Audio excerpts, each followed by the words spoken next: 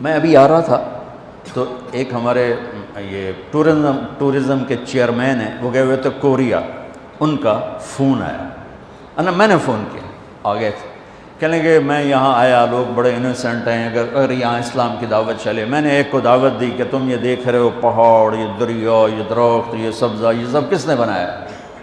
کہنے لگا کس نے بنایا؟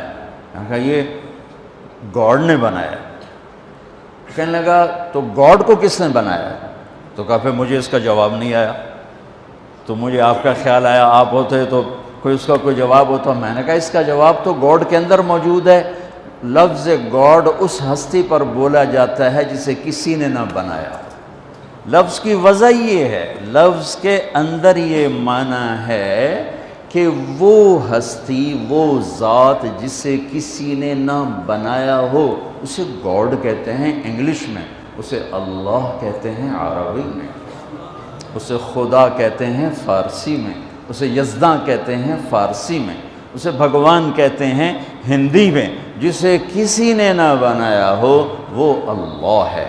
باقی یہ جتنے الفاظ ہیں یہ اللہ کا پورا ترجمہ نہیں بنتے، اس لیے میں عام طور پہ اپنے بیانوں میں کہتا ہوں، ہمارے بر صغیر میں لفظ اللہ کے لیے خدا استعمال ہوتا، خدا خدا خدا خدا۔ میں یہ کہا کرتا ہوں کہ اللہ کا ترجمہ صرف اللہ سے ہوتا ہے، لہٰذا خدا کی بجائے اللہ کہا کرو، اللہ کہا کرو، کہو اللہ۔ آسمان تک نور پھیل گیا ہے، آسمان نہیں عرشوں تک نور پھیل گیا ہے۔ وہ ذات جسے کسی نے نہ بنایا ہو اس کا نام ہے اللہ۔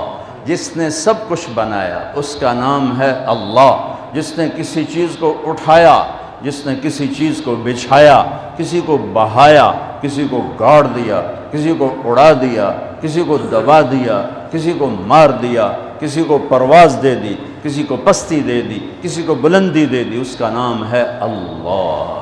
میرے عزیزو، ہمارے اوپر جناب رسول اللہ صلی اللہ علیہ وسلم کا سب سے بڑا احسان، ویسے تو ہم دو ہستیوں کے احسان نہ گن سکتے ہیں، نہ گنے جائیں گے، چاہے قیامت تک نہیں، یہ ریت کے ذروں کے برابر عمر لے لیں اور ہم ان دونوں ہستیوں کے احسان گننا چاہیں، نہیں، ناممکن ہے، ناممکن ہے، لیکن پہل کی جا سکتی، پہل۔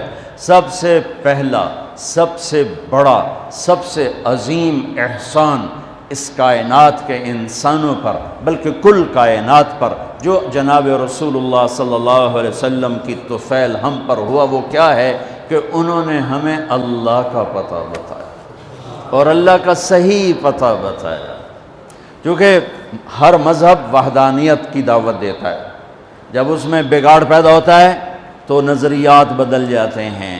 تو موسیٰ علیہ السلام نے لا الہ الا اللہ کی دعوت دی، لیکن یہود نے عزیر ابن اللہ، انہوں نے عزیر علیہ السلام کو اللہ کا بیٹا بنا دیا۔ عیسیٰ علیہ السلام نے لا الہ الا اللہ کی دعوت دی، لیکن قالت النصارى المسیح ابن اللہ، لیکن نصارہ نے کہا کہ عیسیٰ علیہ السلام اللہ کا بیٹا ہے۔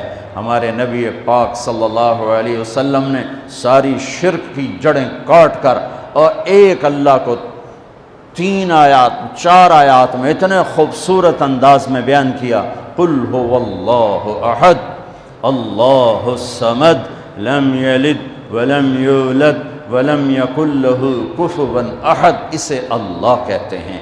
میرے حبیب نے بتائیے، اس کے پیچھے کو واقعہ ہے۔ قریش آ کر کہنے لگے انصب لنا ربک، انصب لنا ربک، اپنے رب کا کوئی عطا پتہ بتاؤ، کوئی پیڑھی بتاؤ، کوئی نسب بتاؤ۔